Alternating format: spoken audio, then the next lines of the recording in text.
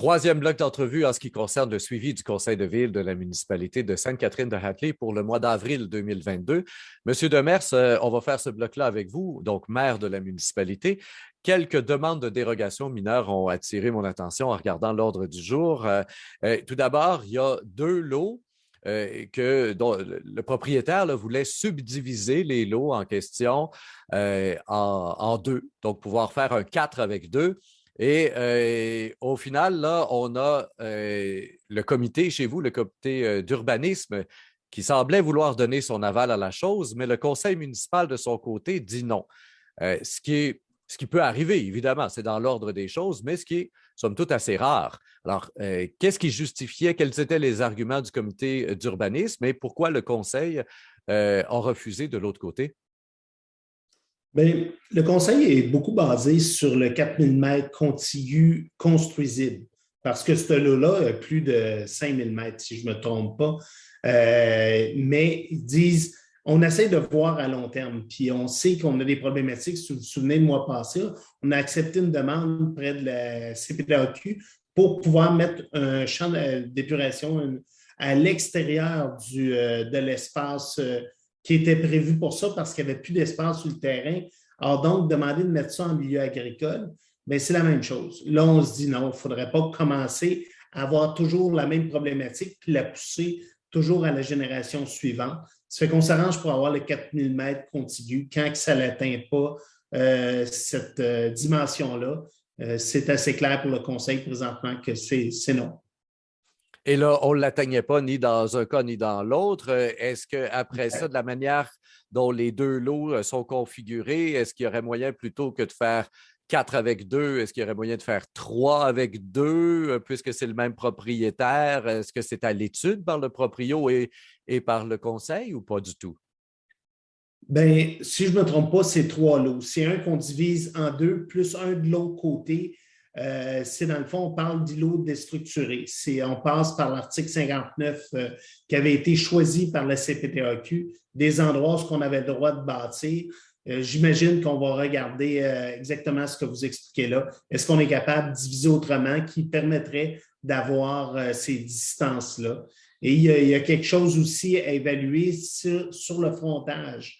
Parce que souvent, on dit que ce n'est pas construisible. C'est vrai qu'en frontage, tu n'as pas le droit de construire la maison dans ce coin-là, c'est 13,7 mètres de la rue, mais tu aurais le droit d'y mettre ton champ d'épuration, tu aurais le droit d'y mettre certaines choses. Je pense que c'est ces choses-là qu'ils vont regarder, voir si à ce moment-là, ça leur donnerait un 4000 mètres contigu en considérant cet espace-là comme un espace construisible, étant donné qu'il y a certains éléments de construction qui pourraient s'y trouver. Et donc, l'intérêt là-dedans, justement, c'est de pouvoir essayer de construire un maximum de maisons sur les terrains là, pour le propriétaire. Question de pouvoir revendre ça éventuellement, évidemment, et faire plus d'argent avec tout ça. C'est l'objectif premier, j'imagine. Mais c'est l'article 59, dans le fond, c'est de mettre des maisons dans des milieux où ce que l'agriculture n'est pas propice et qui sont déjà entre des maisons existantes. C'est là qu'on appelle des îlots déstructurés. Ça fait qu'on ne rajoute pas de rue, on ne rajoute pas de chemin. C'est des propriétés qui sont déjà sur un chemin existant, qui ont déjà des maisons de chaque côté pour qu'on puisse appeler ça un îlot déstructuré. Ça fait qu'à ce moment-là, on n'atteint pas l'agriculture, puis en plus, on se permet d'avoir, oui, un emplacement qui de plus à cet endroit-là. Très bien. Et justement, en parlant d'agriculture, il y avait une autre demande, non pas ici de dérogation mineure, mais une demande d'autorisation auprès de la CPTAQ. On voulait aller chercher l'appui du conseil municipal pour ça. Et d'habitude, quand on demande quelque chose à la CPTAQ, ben, on veut dézoner. Là, on n'est pas là-dedans du tout. On voudrait plutôt, comment on pourrait dire ça, retailler, redéfinir hein, les limites des terrains, en fait. Là, c'est ça ici. Exactement. C'est un propriétaire qui voudrait acquérir une partie d'une terre agricole qui est voisine en expliquant qu'à cet endroit-là, il y a un boisé, il y a un fossé, il y a différents éléments qui déjà est très difficile pour le voisin ou l'agriculteur qui voudrait le cultiver, mais pour lui qui fait du maraîcher sur cette surface-là, qui le fait pendant plus de 4 ans, ben, voudraient continuer de le faire, mais en être propriétaire, pas être dépendant du prochain propriétaire qui peut du jour au lendemain arriver puis arrêter de faire sa production. Ça fait qu'à ça, puis plus en plus, on sait que sur une petite superficie dans le maraîcher, on peut avoir des productions très intéressantes de ce côté-là. Ça fait qu'on a accepté au niveau du conseil que ça se rende jusque devant la commission protection du territoire agricole.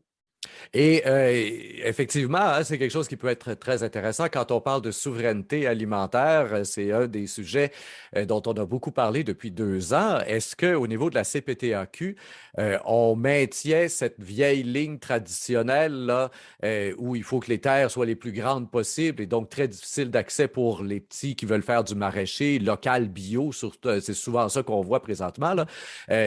Est-ce que vous avez décelé au fil des dernières années un peu plus de souplesse au niveau de la CPTAQ pour ce type de demande-là, ou s'ils sont encore plutôt axés sur les grandes terres agricoles? Bien, je pense qu'on va avoir un exemple dans ce cas-là. J'ai hâte de voir la réponse parce que euh, vous avez raison, hein, le discours de tout le monde, on veut au Québec être autosuffisant, nourrir notre monde, mais on a besoin de ces propriétés-là qui prennent que quelques acres et peuvent en tirer des quantités assez extraordinaires. J'ai hâte de voir. On n'a pas d'idée de la réponse de ce côté-là, puis je ne peux pas vous dire que j'ai vu de multiples cas qui ont été acceptés jusqu'à présent. Ça fait qu'on s'en va du côté de la CPQ en ayant des attentes très limitées. On sait déjà, j'imagine, c'est pas écrit là, dans l'ordre du jour ou dans le projet de procès-verbal, mais on s'imagine évidemment que le propriétaire actuel est favorable au fait de vendre cette portion-là de terrain, là. Bien, il faut que la demande passe par lui, là. Qui va signer la signature, de le diviser, ça va être de son côté, puisqu'un voisin ne peut pas demander de séparer une terre qui n'est pas la sienne. Là. Vous comprendrez que oui, Ouais. lui a fait les démarches, mais on passe par le propriétaire terrain de ce côté-là. Mais nous aussi, on veut éviter que ça soit juste une façon de permettre de faire un grand domaine qui ne sert pas plus à l'agriculture. Là. Ça fait qu'il faut trouver aussi les balises qui font qu'on pourra le garder réellement en agriculture. Ben, un dossier à suivre, en tout cas, qui risque d'être intéressant parce que, dépendamment de la décision, ça pourrait avoir, oui, effectivement, un petit impact sur d'autres qui voudraient acquérir des parcelles de terre. Et on sait que c'est de plus en plus populaire, en tout cas chez certains jeunes agriculteurs qui en font la demande depuis quelques années déjà. On conclut cette entrevue avec le Club de conservation du lac Massawippi. Demande d'aide financière. C'est dans quel contexte? Est-ce que c'est la demande annuelle ou si c'est plus ciblé, là, un moule zébré? Non, c'est vraiment la demande annuelle. Le club de conservation, c'est ceux qui mettent du poisson dans le lac Massawippi. Ah, Ils ont d'accord. une petite culture, ramassent les poissons, ils nous demandent, on leur donne, c'est un montant de 250 qui leur est accordé pour leur donner un petit coup de main de ce côté-là.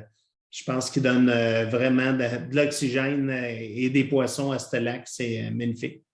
Très bien. Et est-ce qu'on a trouvé un poisson qui mange les moules zébrés?